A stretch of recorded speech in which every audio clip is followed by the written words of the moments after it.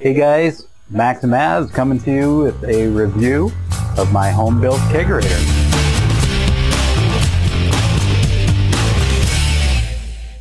So I thought I'd give you guys a review of everything I've done to create my home kegerator. As you can see, it's not your standard kegerator setup, and so I thought I'd bring it to you. Maybe you can get some ideas on how to build your own.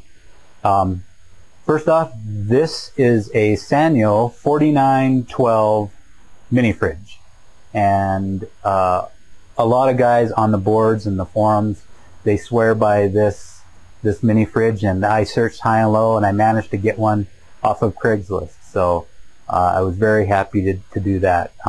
What you will notice is that it's sitting on a little pedestal, and I did that for a couple of reasons.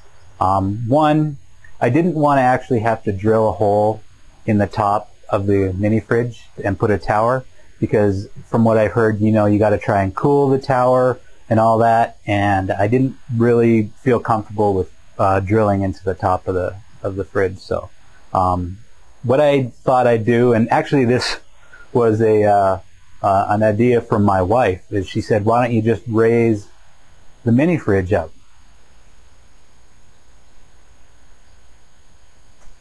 Genius! So what I did was build this stand, this little box out of plywood and 2x4s. It made it pretty substantial because I figured with the weight of the fridge and full kegs inside, it was going to be really heavy. So I started, I built a 2x4 frame, wrapped it in plywood, stained it. And the nice thing about this is that it's hollow. It's made out of 2x4s with plywood, and then I just velcroed this front on, and inside you'll see I have my CO2 tank, and I store a couple of growlers in there, and it makes for a great spot to hide all that plumbing. I've also got this the CO2 tank on a quick disconnect, so I can just disconnect it, pull the whole thing out, and take it to my brew store and get it refilled, no problem.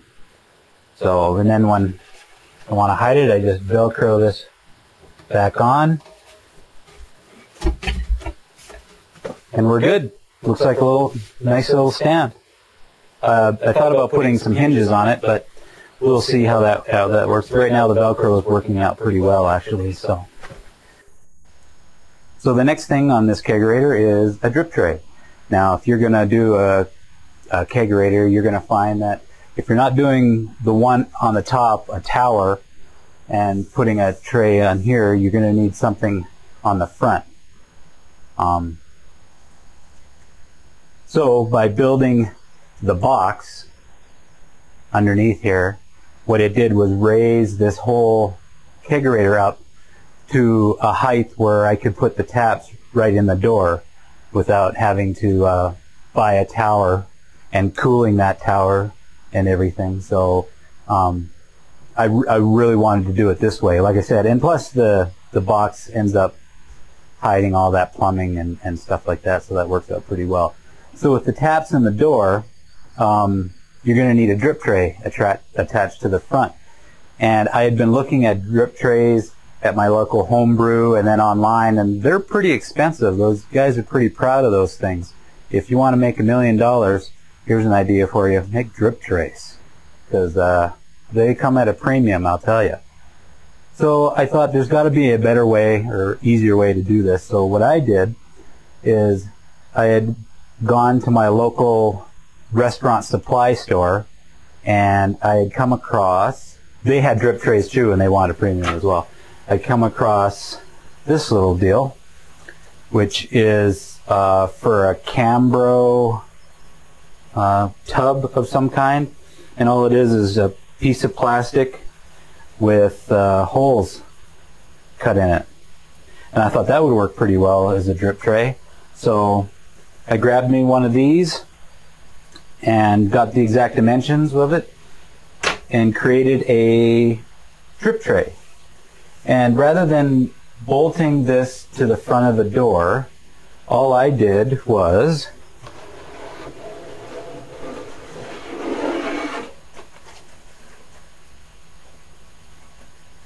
create a little plywood stand, and it works out pretty well.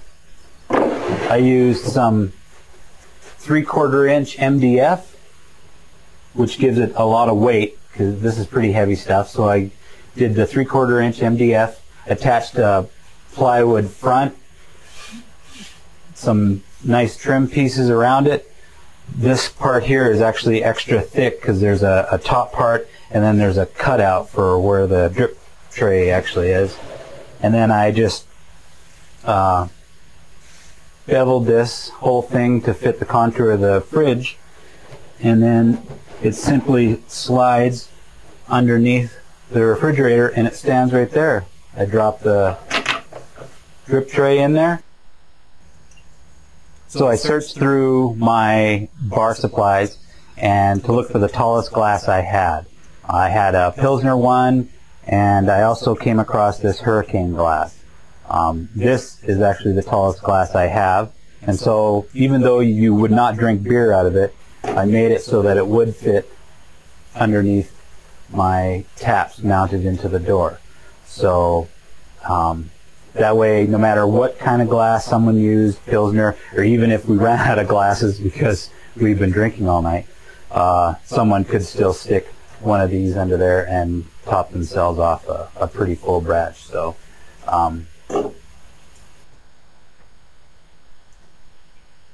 the other thing that I noticed was a lot of guys will mount a dry erase board to their fridge in order to mark what their taps are, or create a custom tap handle that would say the kinds of beer that are in there.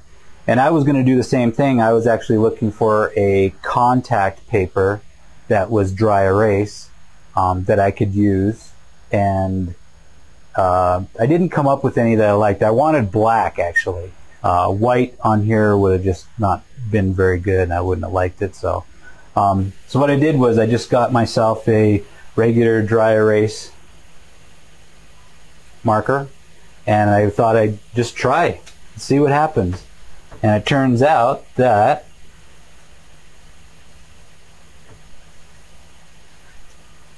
I don't even need contact paper.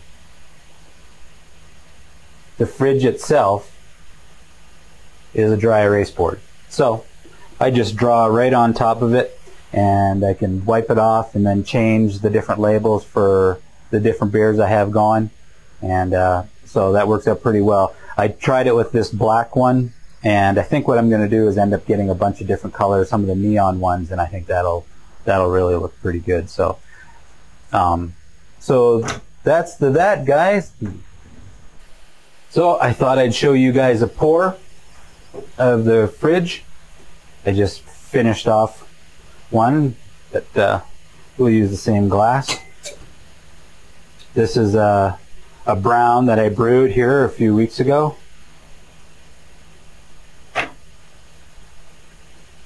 You can see drip tray works great, taps work good, stand, everything, it works fantastic. So I'm really happy with it, guys.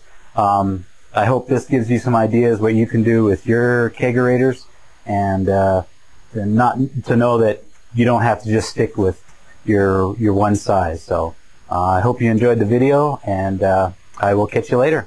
Thanks.